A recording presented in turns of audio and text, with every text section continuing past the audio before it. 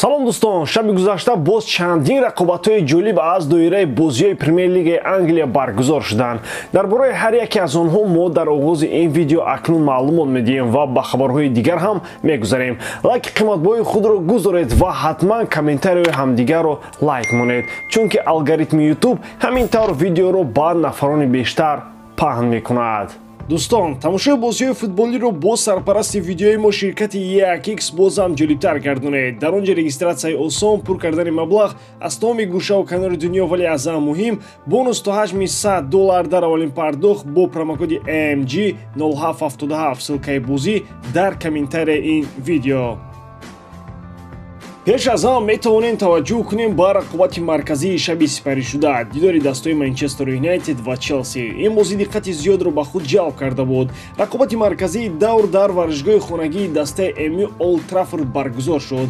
бозӣ аз оғози рақобат бо суръати тез шурӯъ шуд. бозингарони MU дар майдон беҳтар буданд. дастаи мазкур дар рақобат бо лондониҳо бо ҳуҷумҳои тезсуръат ва прессинги фаъол ҳамеша футболбозони Челсиро водор мекард ки ба иштибоҳ роҳ диҳанд. дар ниҳоят ҳуҷумҳои паёпаи шогирдони Тенхак ба пеналти оварданд. онро Бруно Фернандеш бо гол анҷом дода натавонист, аммо ҳамлаҳои MU кам нашуда зиёд мегардиданд. Челси ҳам кӯшишҳо дошт, аммо бозингарони даста аз нигоҳи бозии даставӣ хеле заиф менамуданд.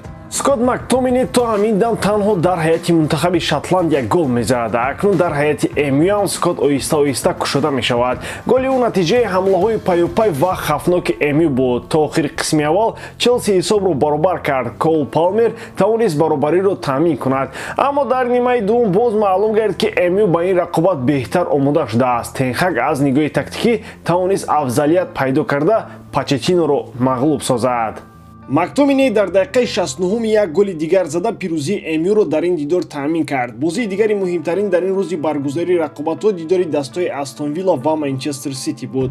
Астон Вилла зери роҳбарии Унай Эмери проблемаи калон барои дилхуд дастаи англисӣ шудааст. Манчестер Сити бо тамоми иқтидори худ истисно нашуд. ин даста дар бозӣ бо Астон Вилла умуман ба худ монанд набуд. барои фаҳмидани ҳолати бади Манчестер Сити дар ин бозӣ ҳамин омор бас аст ки дар нимаи аввал ҳисоби зарбҳо 13 бар нафи Астон Вилла буд.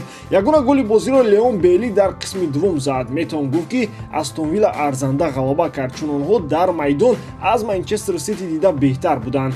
Брайтон бозиҳои ҷолиби худро идома медиҳад. ин навбат рақиби онҳо дастаи Брентфорд шуд. шогирдони Дедзерби тавонистанд пас аз гол хӯрдан худро беҳтар нишон дода дар ниҳоят бо ҳисоби 2-1 муваффақ шаванд. ливерпул дар ин даври рақобатҳо дар сафар бар муқобили дастаи Шеффилд Юнайтед бозӣ дошт. шогирдони клуб бемушкилӣ ва бо реҷаи эконом бо ҳисоби 2-0 дастбол шуданд. Вандек ва Собослай муаллифони голҳо шуданд. аз ҳама голи бештарро шаби гузашта дастаи Фулхем зад. ин тим бар муқобили Ноттингем бозӣ карда бо ҳисоби 5-0 дастбол шуд. ғалабаи Борнмут ҳам бар муқобили Кристал Пелас бояд қайд карда шавад. даста бо ҳисоби 2-0 дастбол гардид. Брайан Сарагоса бозингари нави дастаи Бавария шуд. ин аллакай маълумоти расмӣ мебошад. футболбози испанӣ то ҳамин дам дар дастаи Гранада бозӣ мекард. нархи гузариши ӯ ба дастаи шаҳри Мюнхен 15 миллион евроро ташкил медиҳад. ӯ то охири мавсим дар Гранада боқӣ мемонад. акнун ӯ футболбози дастаи Бавария аст ва ба ҳайси аренда дар Гранада то охири мавсим хоҳад истод. тобистон бошад ба Мюнхен меравад. ин бозингар кист ва чаро Бавария чунин хариди ғайриинтизорӣ кард? чаро Бавария ӯро харид? Гранада айни замон дар таъххонаи ҷадвали Ла Лига мебошад. Сарагоса ниҳоятгари 22-солаи дастаи мазкур беҳтарин нишонзани даста аст. ӯ дар ин мавсим дар ҳисобаш дар 15 бозии Ла Лига 5 гол ва 2 ассист дорад. ба дарвозаи Барселона маҳз ҳамин футболбоз дубл анҷом дод. дар байни тамоми бозингарони Ла Лига Брайан Сарагоса аз нигоҳи дриблингҳо яке аз беҳтарин футболбозон мебошад. сухани аз ҳама машҳури ӯ ҳам ба ҳамин рабт дорад ки чунин аст: ман ба хотири дриблинг бозӣ мекунам. Сарагоса аллакай ба мунтахаби Испания ҳам даъват шуд ва моҳи октябр бар муқобили Шотландия дар бозии даври интихобии Евро 2024 бозӣ карда буд. пас аз 2 моҳи ин рақобат дастаи топ ӯро харид. Брайан Сарагоса якбора хеле пеш рафт.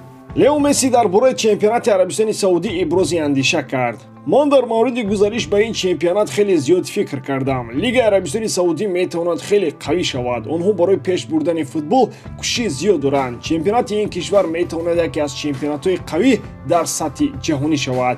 агар Месси ба Арабистони Саудӣ мегузашт, мо боз шоҳиди рақобати ду футболбоз аз сайёраи дигар мешудем. дуэли Месси ва Роналдо дар Осиё идома меёфт. тавре дар хотир дорем, дастаи Ал-Ҳилол пули хеле калонро барои ҷалб кардани ин футболбоз пешниҳод кард. даста аз шаҳри Ар-Риёз омода буд ки ба Месси 1 миллиард евроро тибқи шартномааш пешниҳод кунад. ӯ даромади аз ҳама зиёдро дар футбол ба даст меовард.